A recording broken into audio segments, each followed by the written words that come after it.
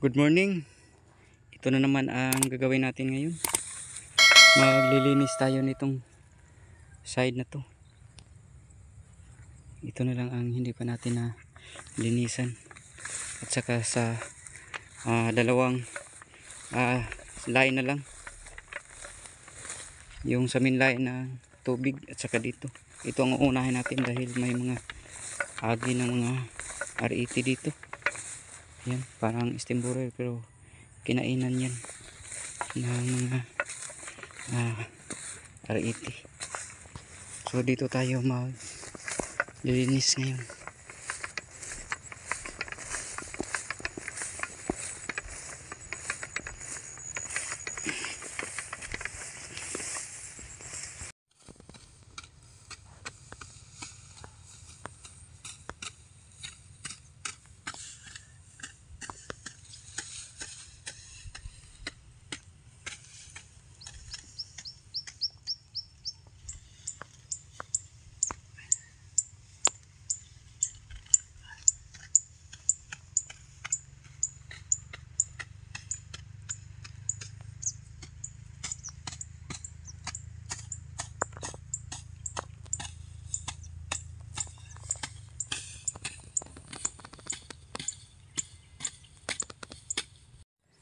Tapos na rin tayo.